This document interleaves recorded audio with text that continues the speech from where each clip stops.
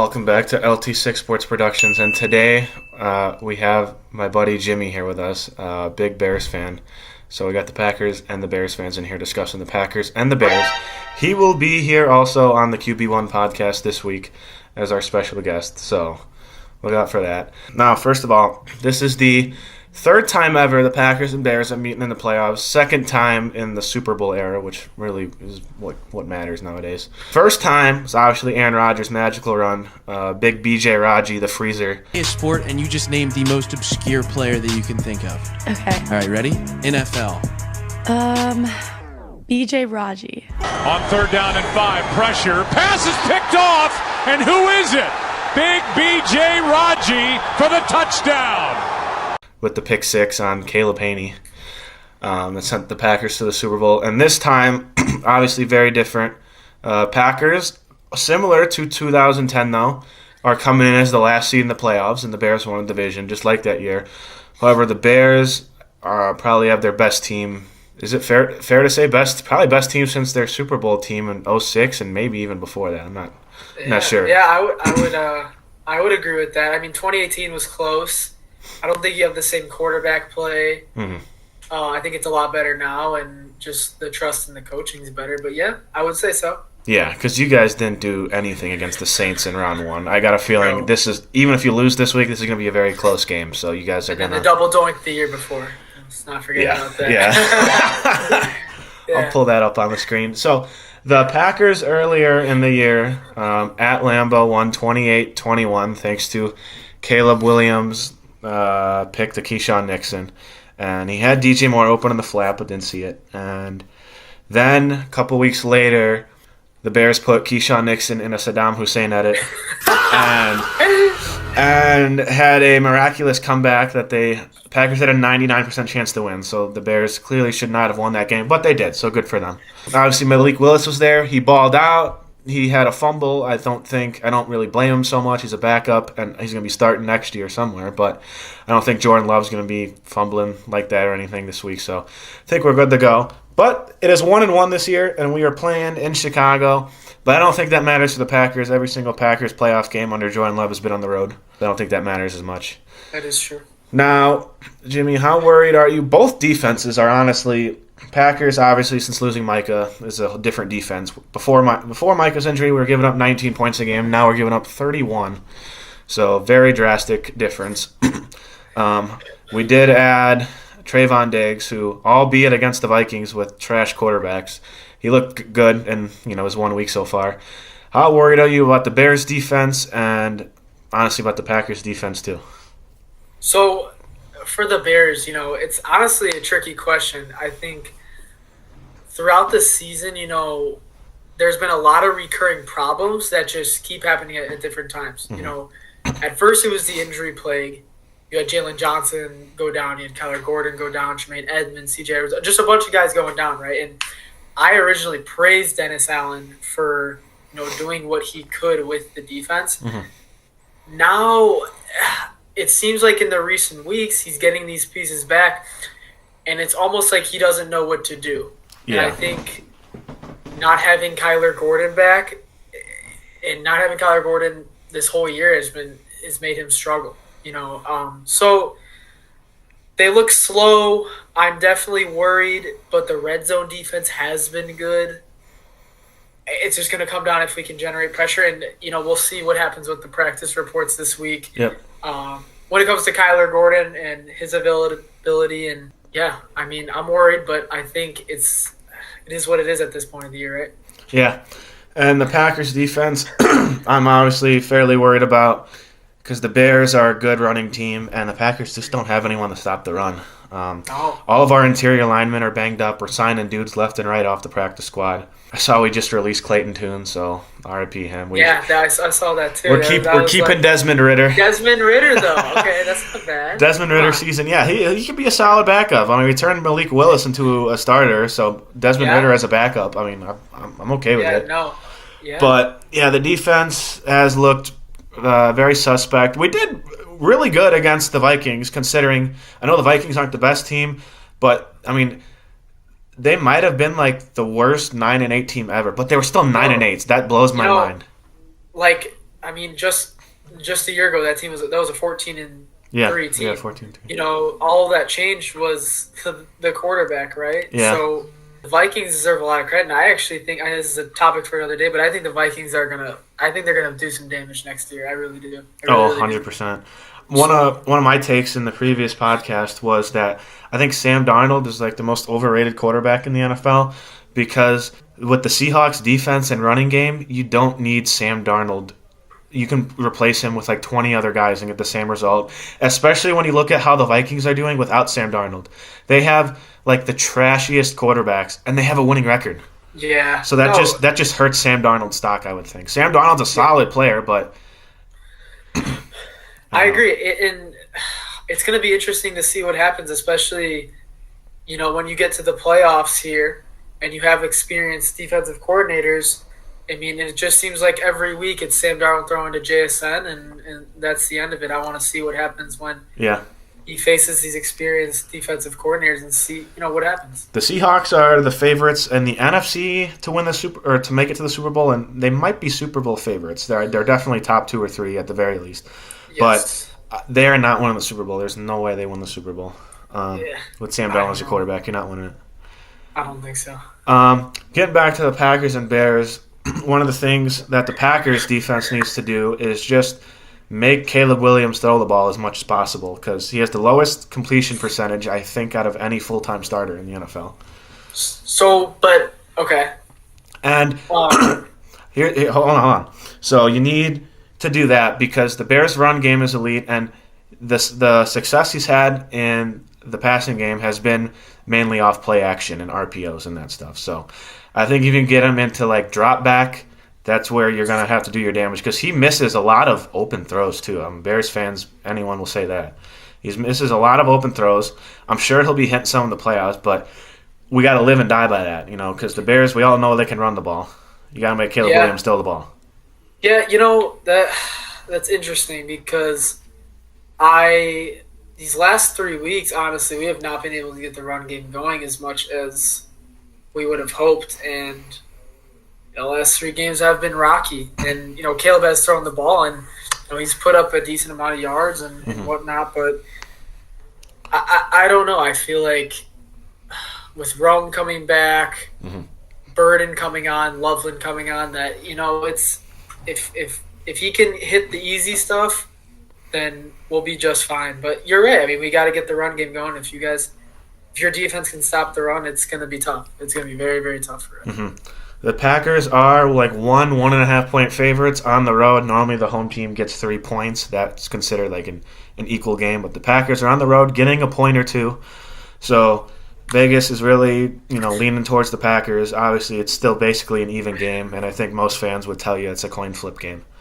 I would give the Packers, obviously Vegas is giving them the edge, and I would give them the edge also because of playoff experience, because no one on the Bears has been to the playoffs, at least as a member of the Chicago Bears. Maybe a guy or two from 2020, but no one on the Bears has been to the playoffs with the Bears. And, you know, it's your first game. You're at home, but you're going up against longtime rival, and you never know what could happen. And I think the Packers, obviously with not the records, but I think the Packers are a slightly better team than the Bears are.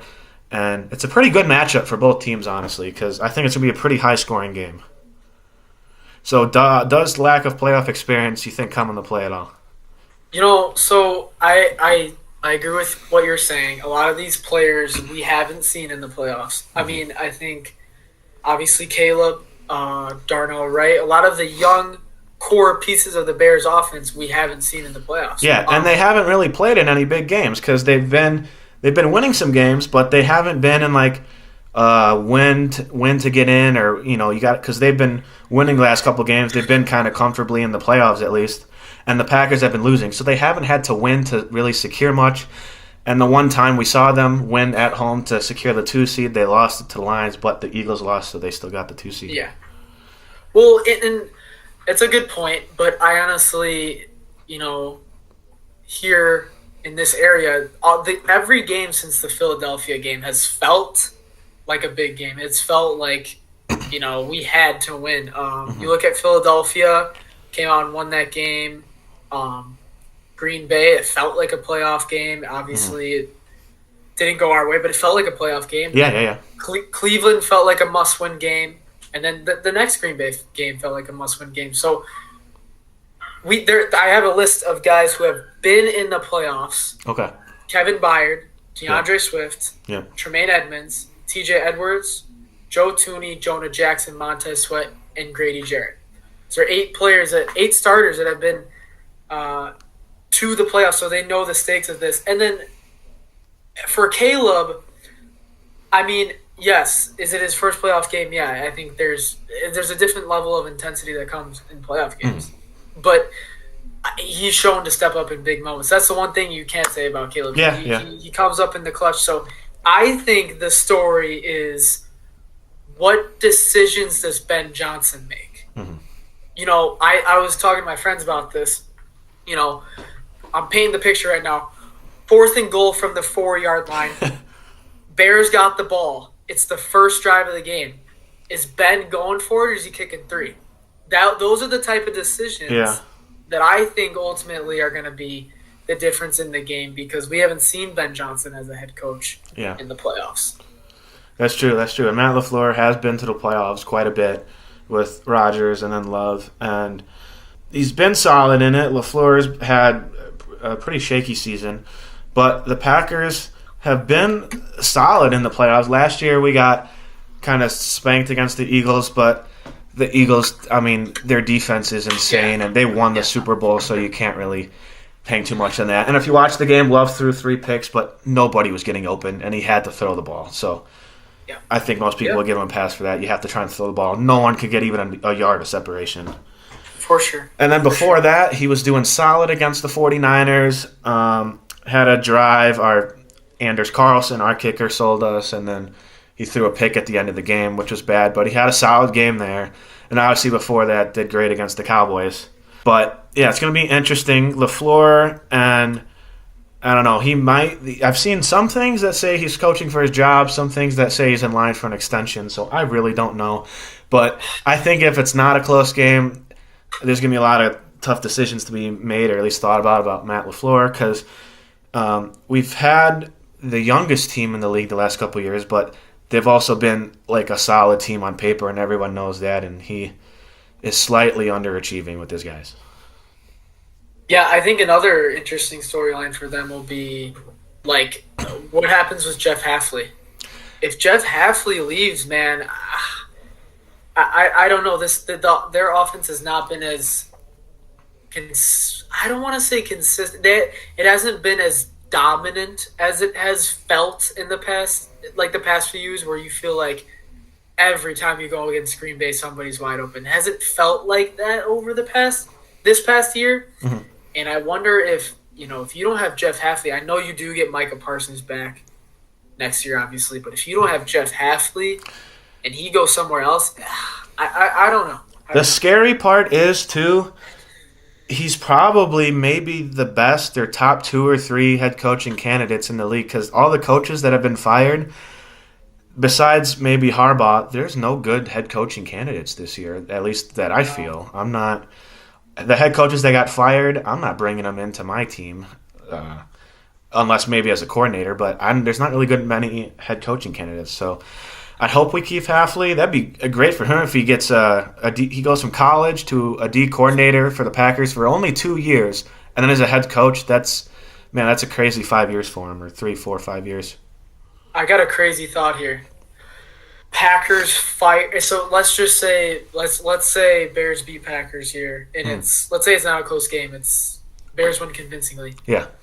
Let's say Packers fire LaFleur. As a Packers fan, how would you feel if Jeff Hafley was a head coach candidate for the Packers? Ooh, that's interesting. I don't think I'd mind that. Obviously, if we got to assume the Bears win convincingly and LaFleur's out, I wouldn't mind giving him a good look as a head coach, because I don't know at that point who else we bring in. That's also a thing. We might just keep LaFleur because there's no good options right now. Hafley's obviously a good option, so maybe him, but that's an interesting thought. If you can't get over the hump with LaFleur, though, And you already know Love is already a developed quarterback. What do you really need LaFleur for at that point? Mm-hmm. You can let him walk, and maybe, I mean, because who's more valuable to the team right now? Like, you guys have been very critical of LaFleur's decision making all year. Yeah. If I were to tell you right now, one of the coaches had to disappear, I think if it were me as a Bears fan, I would want Hafley out of there, bro. Yeah. I do not want to play against that defense, bro. Yeah, no, I'd agree with that. I haven't thought about that, but that's a good take. I think to some extent Matt LaFleur is replaceable with the offensive weapons Green Bay has and the established offensive weapons. Because Jacobs is obviously a vet. Jordan Love's a vet at this point. All the receivers are young, but they're as developed as they're going to get. So yeah, no, for sure. I don't know. Yeah, that's a good point. At this point, you got to go for it too. Love's making 27. a lot of money. Micah's making a lot of money. You got to go for it. Yep. So now, why do you think Ben Johnson is so obsessed with Matt LaFleur, bro?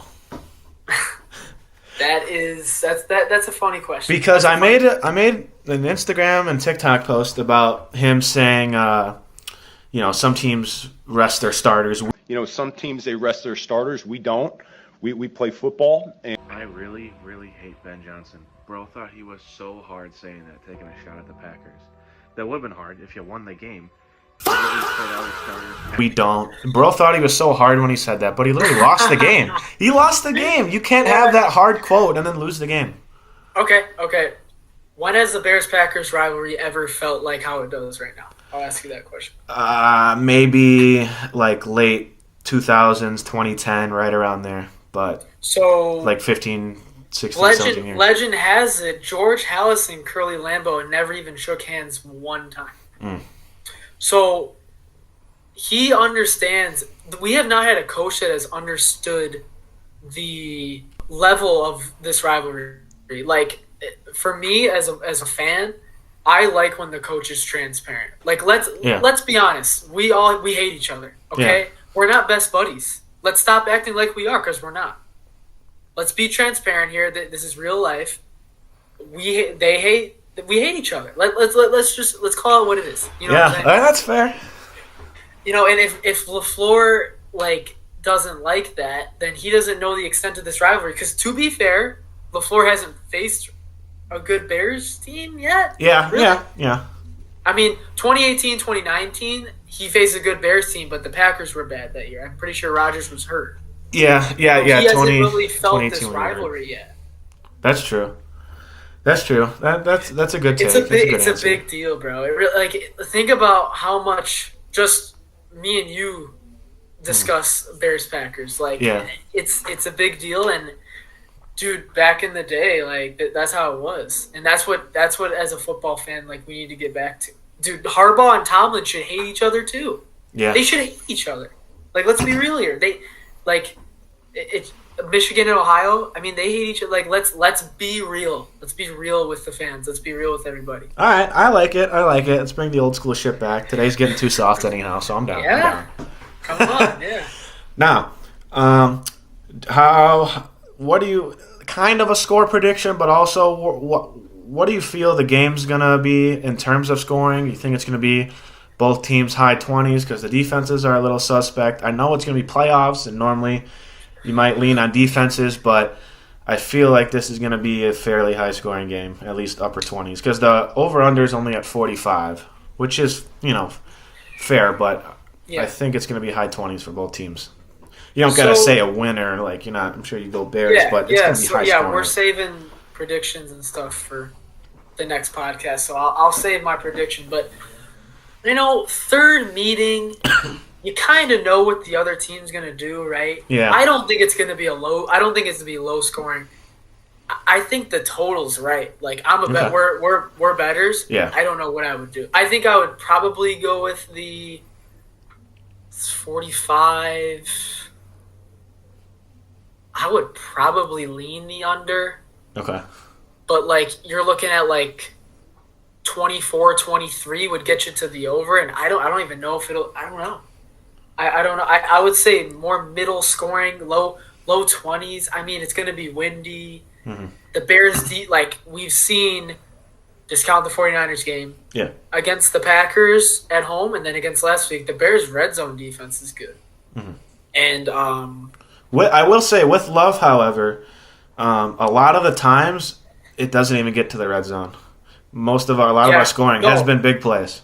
True. But the red zone defense is solid. And I think Dennis Allen kind of learned from that first game because my take after the first game is that is never happening ever again. You guys scored 3 50-yard touchdowns on us. That's not happening again.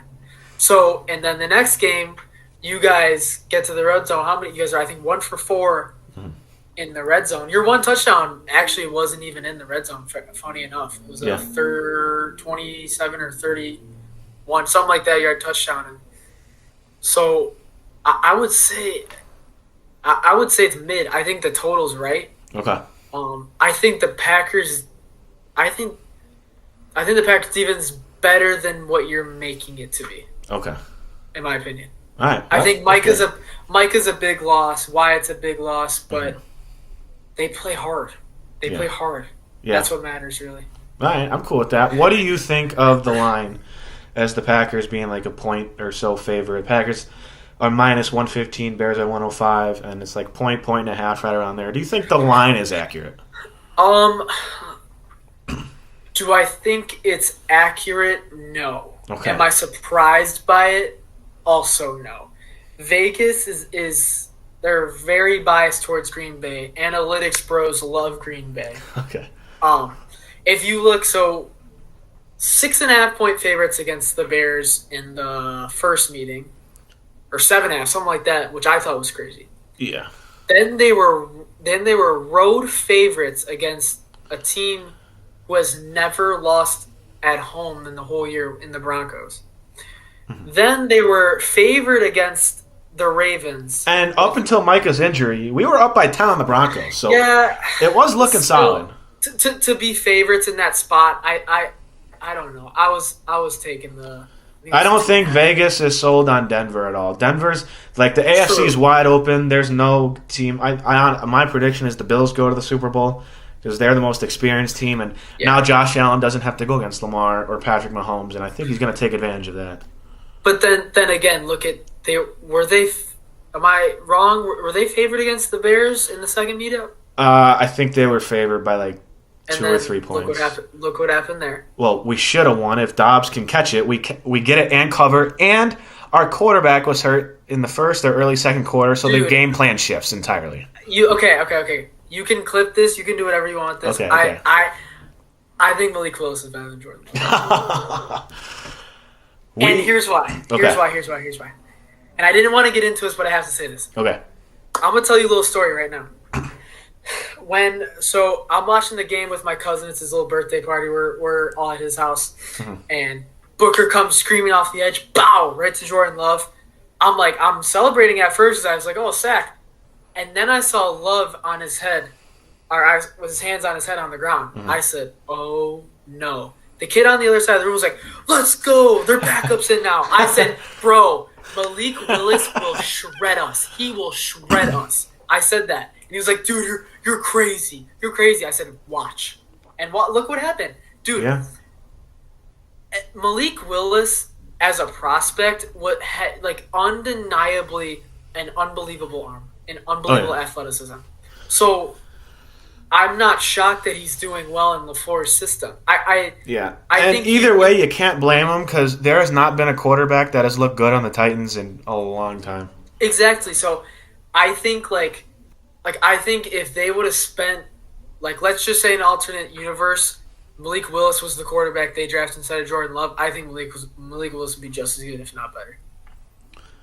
I see the just as good. I see that. I don't. What can Love do that he can't? I mean, seriously. Yeah. I think Love's maybe just a bit more accurate, but I see where you're coming from. That's not terrible. Malik Willis to the Miami Dolphins next year. He will be a Pro Bowl quarterback with Tyreek Waddle and Mike McDaniel. I guarantee it. That's what I was saying. I want him on the Steelers or I want him on the Dolphins. Yeah. Those are my two teams. So I never want to see that man ever again. I never want to play him ever again. But back to what we were saying. I think the line to be to be a favorite on the road as a 7 seed, they've lost 4 in a row. It doesn't make sense to me. But hey, I mean, I get we looked bad yesterday. I mean, Yeah, a couple days ago. Sunday, but I think Ben was holding back a little bit. I'll just say that. I'll save the rest for the next video, but I think he was holding back a little bit. Okay. I mean, what do And you think? What do you think about the line? Well, as a better, what are you thinking? if I'm a better, it's obviously a better Bears line than it is a Packers line because normally, obviously, like I said, home teams get 3-point favorites, and that's considered. If a home team's a 3-point favorite, that's considered an even game because the home team normally gets 3 points, and especially in the playoffs. So if I like the Bears, I am really excited by that. And if I like the Packers, I mean, it's not that crazy of a deal. It's basically even money. You'd like to get them. You should be getting them at like plus 120, 130. Now you're paying the slight minus on them. So I think it's a good Bears line to bet. But obviously, if you wanted to bet the Packers, if you're betting plus 120 to minus 115, that's not that crazy big a difference. Yeah. But the Bears would have been like minus 130 or 40. Now you're getting them at like plus 100, so that's a lot better. Yeah, that's good value there. That is good value. Especially for your parlay bros out there. Mm-hmm. I think the best bet of week one, or I'm sorry, the wild card round, is the Buffalo Bills money line. They're minus 115. Same scenario as the Packers Bears. They're on the road. They're both minus 115. They're like a point favorite. And then also the Texans are only minus 175. I know they get DK back this week, but dude, the Texans defense is absurd.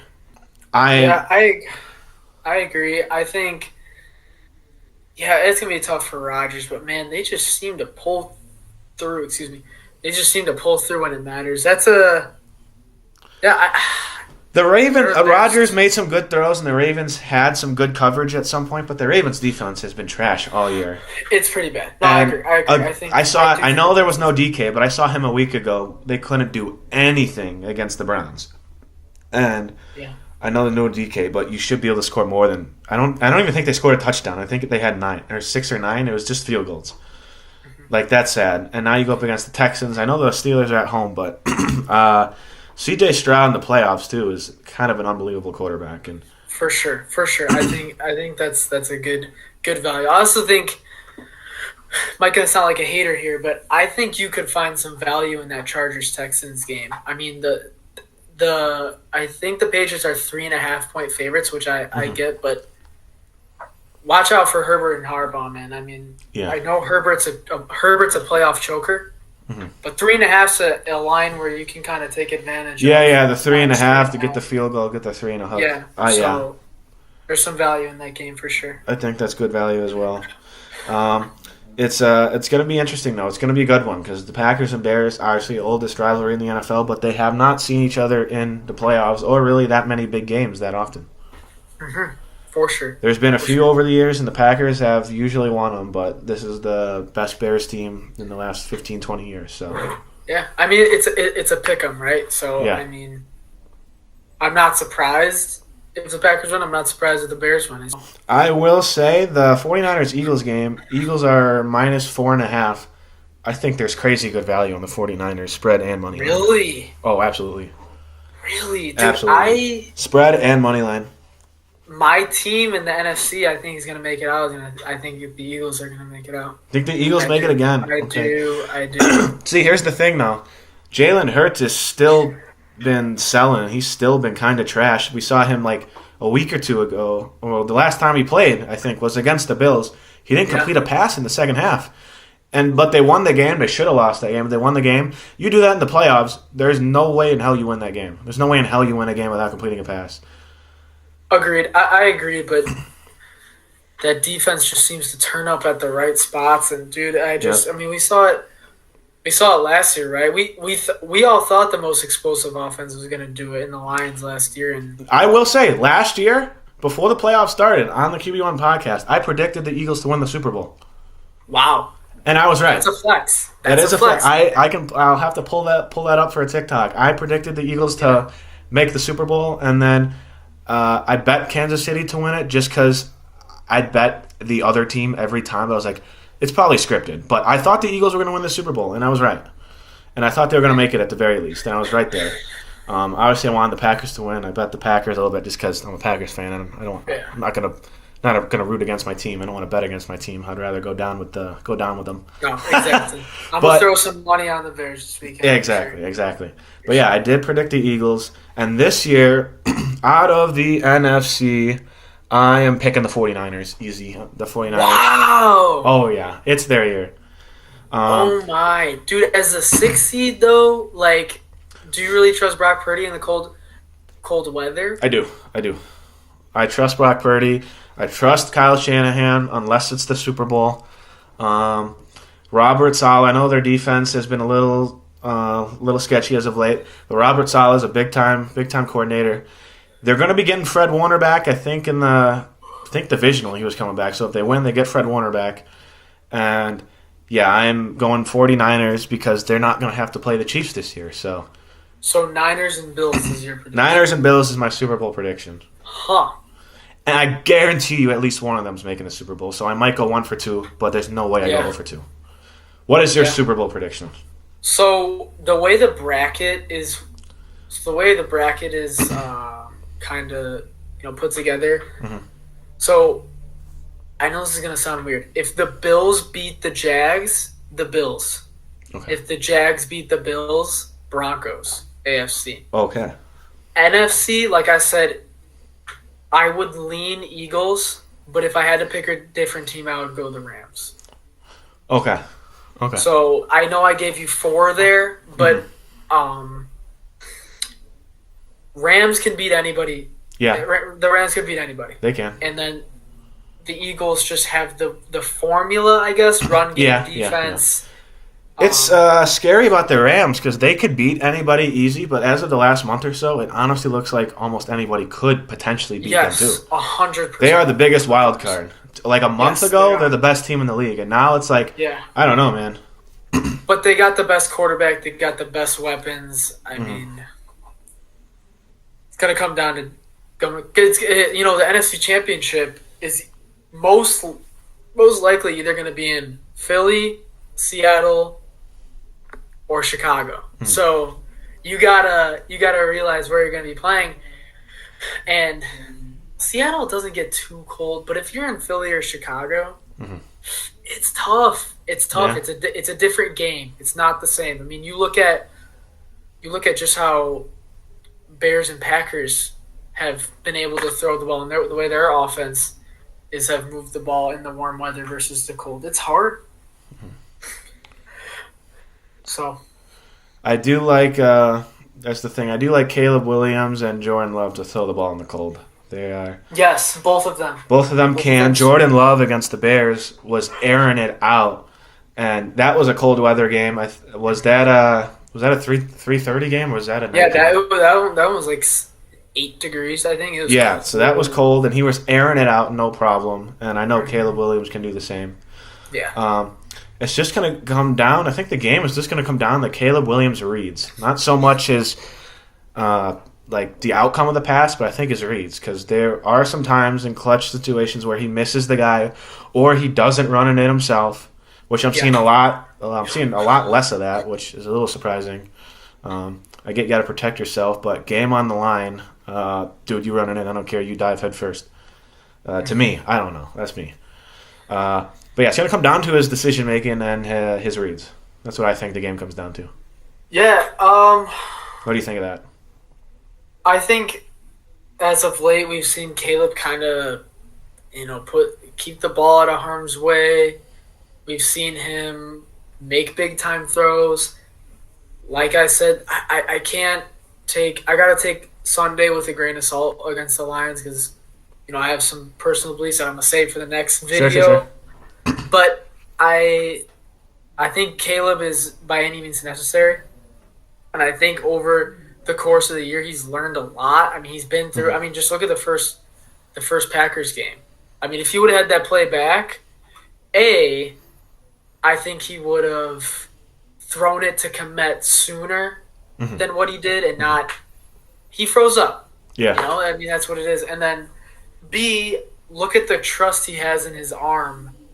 Um, you look at the second Packers game at Soldier and look at the trust he has in his arm late in the game. The Jade Walker touchdown, the one to tie it, I thought was spectacular, just trust.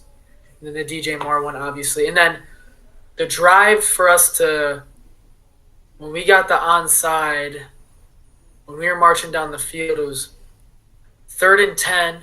Caleb ran, looked like he got the first down, but they marked him short. 4th and 1. He snaps the ball and takes off right away. That's what I like about Caleb, by any means necessary. So you're right. It's going to come down to Caleb's decision making, but I trust him to make the right decision. Like I said, I think it's going to come down to how risky is Ben Johnson going to get? What are these calls going to be? You know what I'm saying?